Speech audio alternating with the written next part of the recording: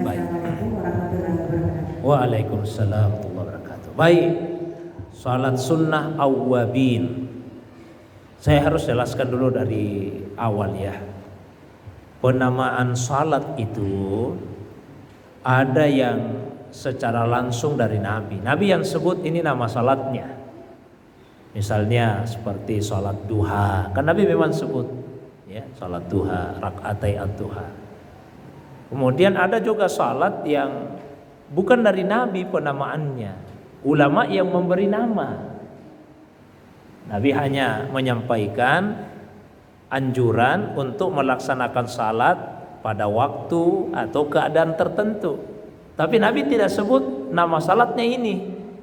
Lalu ulama lah yang kemudian memberi nama. Contoh Pak, kalau kita masuk masjid, salat apa namanya itu Bapak Ibu sekalian? Salat sunnah tahiyatul masjid. Tapi tidak pernah Nabi memberi nama itu Pak. Nabi hanya menyampaikan idza jaa ahadukum al masjida. Di hadis lain idza dakhala ahadukum al masjida, apabila ada salah seorang di antara kalian masuk ke dalam masjid atau mendatangi masjid, fala yajlis, janganlah ia duduk hatta yusalliya rakaatain, sampai dia salat 2 rakaat. Lalu ulama melihat, oh kalau begitu salat ini namanya salat sunnah tahiyatul masjid. Sama misalnya salat sunnah taubat, kan Nabi tidak kasih nama itu. Nabi hanya menyampaikan ma min abdin yaznibu zamban, tiadalah seorang hamba yang melakukan dosa summa yaqumu fayatatahhar, lalu dia mensucikan dirinya, dia bangkit, dia sucikan dirinya, summa yusalli rakaatain, setelah itu dia salat 2 rakaat, summa yastaghfirullah, setelah itu dia istighfar minta ampun kepada Allah, illa ghafarallahu lah, kecuali Allah ampuni dosanya. Ya, Nabi sampaikan kalau berbuat dosa terus kita salat minta ampun, Allah ampuni dosa. Salat apa ini? Oh, ulama kemudian memberi nama, oh ini namanya salat sunnah taubat. Selesai wudu dianjurkan salat, oh ini namanya salat sunnah wudu. Itu ulama-ulama yang memberi nama. Mengapa diberikan nama? Untuk membedakan antara satu salat dengan salat yang lainnya. Karena kalau tidak ada namanya, kita tidak bisa membedakan, sulit membedakannya. Apalagi kalau dalam perkara niat nanti, maka dikasihlah nama. Saya sengaja memberi pengantar ini Pak untuk menjawab pertanyaan tentang salat sunnah awwabin.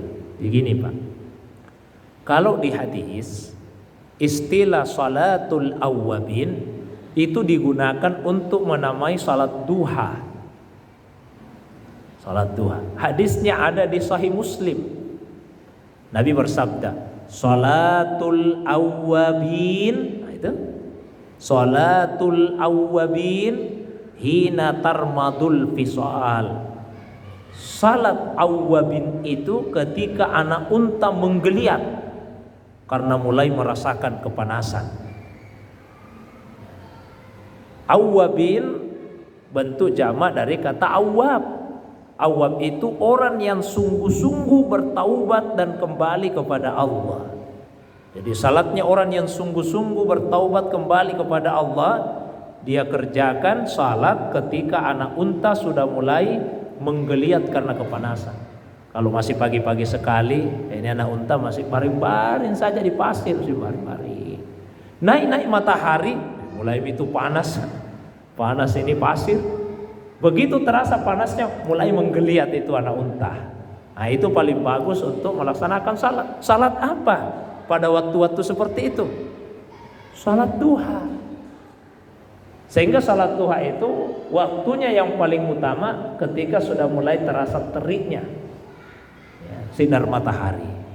Meskipun kebolehannya ketika matahari sudah naik seukuran 1-2 tombak. Tapi paling bagus ketika sudah terasa teriknya ya jam 9 sampai jam 10-an. Itu bagus Pak. Nah, itu istilah awwabin yang terdapat di hadis. Namun para ulama fikih menggunakan juga istilah salat awwabin untuk salat sunnah yang dilakukan antara maghrib dengan isya. Penamaannya bukan dari Nabi. Kalau salat sunnah antara maghrib isya 6 rakaat dinamai awwabin, itu ulama yang memberi nama. Karena juga dipandang bahwa orang yang bisa salat sunnah 6 rakaat antara maghrib dan isya, dia serius sungguh-sungguh bertaubat mau kembali kepada Allah.